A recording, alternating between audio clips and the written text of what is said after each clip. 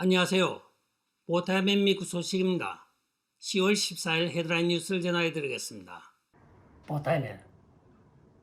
오늘의 첫 번째 소식을 전해드리겠습니다. 오펙 플러스에서 하루에 약 200만 배럴을 감산하기로 발표를 하자 백악관에서는 그 발표에 대한 응분에 대가를 치를 것이라고 조 바이든 행정부는 공갈 협박의 성명을 발표하였습니다. 특히 조 바이든은 CNN과의 대담에서 그들이 이렇게 하는 행위에 대해서는 어떤 결과가 필요 있을 것이라고 간접적으로 보복을 시사했던 것입니다. 이에 발끈한 사우디아라비아 외무성에서는 다음과 같이 공식적인 발표를 하고 있습니다. 우리의 회원국과 우리는 국제법에 의하여 국제기구의 모든 준하는 프로토콜을 따르고 있으며 우리들의 이익과 국제관계의 모든 이해관계를 다 고려하여 적당한 선에서 우리는 발표를 미룰 이유가 없었던 것입니다. 조 바이든 행정부가 발표를 한 달 연기해달라고 하는 것은 바로 중간선거 이후에 발표를 해달라고 했던 것인데 우리로서는 그렇게 함으로써 국제경제에 막대한 영향을 끼치는 일을 행할 수가 없기 때문에 부득불 우리 의결이 나자마자 즉시 발표한 것입니다고 이야기를 하고 있습니다. 이로써 조 바이든이 주먹질까지 하면서 사우디아라비아를 날아갔으나 결국은 한 주먹으로는 사우디아라비아의 MBS를 상대하기엔 벅찼던 모양입니다. 여기서 MBS라고 하는 것은 바로 무하마드 빈 살만 왕자를 말하는 것입니다. 지금 MBS는 러시아와 손을 잡고 석유 감축을 시작하고 있는 것입니다. 또한 러시아산을 수입하여 이익을 붙여 중동산으로 둔갑하여 유럽과 서구에 판매를 하고 있는 것으로 밝혀지고 있습니다. 이제는 미국의 대통령이 80년간의 우호국으로 지내왔던 사우디에 대하여 공갈 협박까지 하는 지경에 이르렀습니다. 다음 소식입니다. 일전에 보도하였던 바로 유명한 래퍼인 캐니에 웨스트에 대하여 오늘 JP 모건 체이스뱅크가 거래 중단을 통보한 것으로 알려져 논란이 일고 있습니다. 은행이라고 하는 것은 자본주의의 가장 기본이 되는 금융 시스템으로 자격이 되는 사람은 모두 은행을 개설하고 거기에서 채액을 끊어서 현금을 유통하거나 재화를 유통하게 되어 있는 시스템이기도 합니다. 물론 기원은 중세시대에 앙코에서 시작된 것이지만 오늘날 전 세계가 뱅크 시스템에 의존하고 있는 것도 사실입니다. 그러나 체이스뱅크가 캐니에 웨스트를 제재한 것은 바로 다른 것이 아닙니다. 자신이 흑인 유대인이라고 주장하는 것이 바로 유대인종 비하라고 하며 JP모건 체이스뱅크가 빅텍과 보조를 맞춰서 지금 검열을 한 것입니다. 은행이 지금 개인의 어떤 사상이나 개인의 의견을 피력하는데 관여하여 은행 구좌를 막는 희귀한 사건이 지금 미국에서 벌어지고 있는 것입니다. 과연 자본주의가 맞는지 뱅크 시스템이 작동하고 있는 미국이 맞는 것인지 의심이 갈 정도입니다.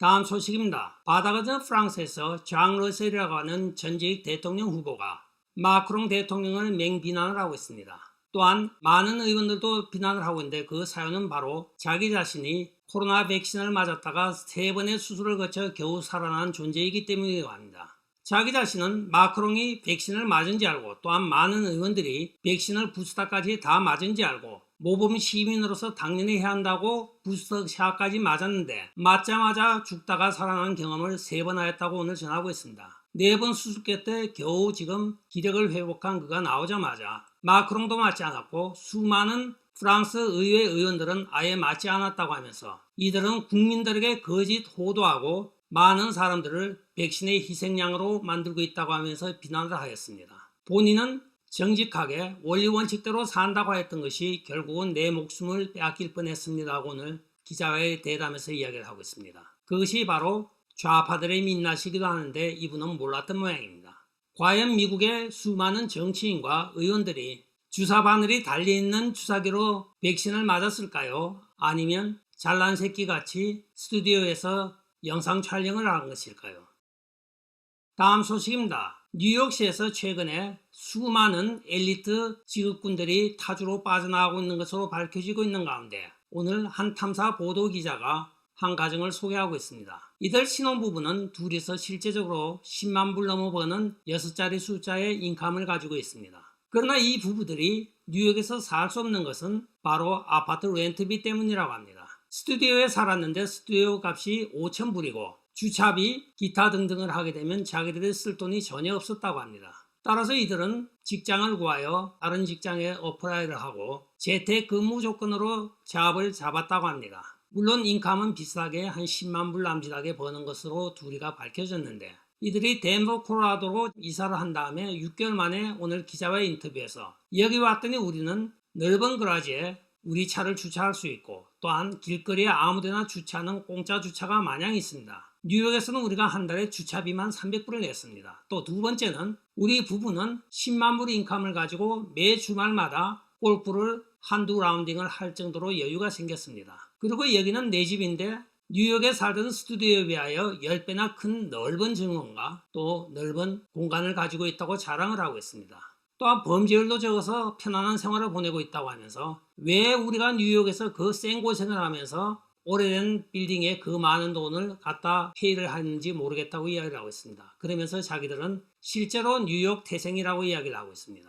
최근에 뉴욕의 모든 물가지수가 너무나 올라감에 따라 10만 불을 버는 사람들은 지금 뉴욕에서 살 수 없는 것으로 밝혀지고 있으며 기본적으로 뉴욕에서 원베드룸에 두 부부가 살기 위해서는 최소한 16, 7만 불을 벌어야 된다고 합니다. 극좌파들이 주도하고 있는 많은 도시들이 생활비가 천정부지로 치솟고 있는 가운데 그 대표적인 예로 바로 뉴욕과 로스앤젤레스를 꼽고 있습니다.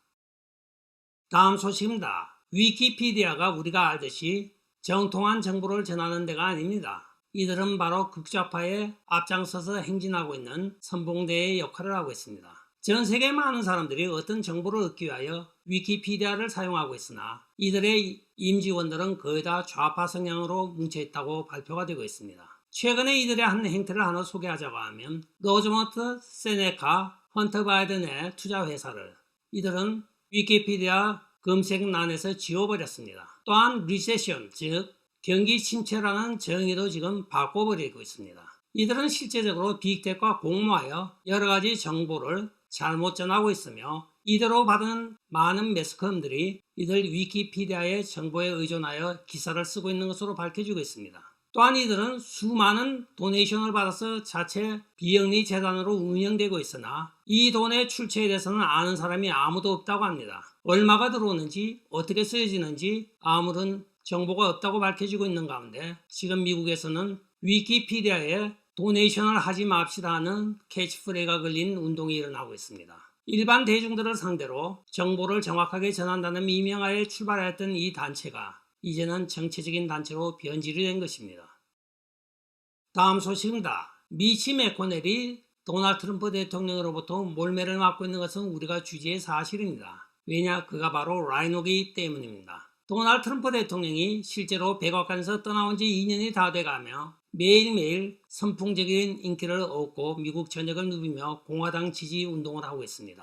따라서 많은 마가 운동가들이 라이노와 미치 매코넬에 대하여 비난을 하며 그를 도외시하고 있는데 미치 매코넬이 간만에 인터뷰를 하고 있습니다.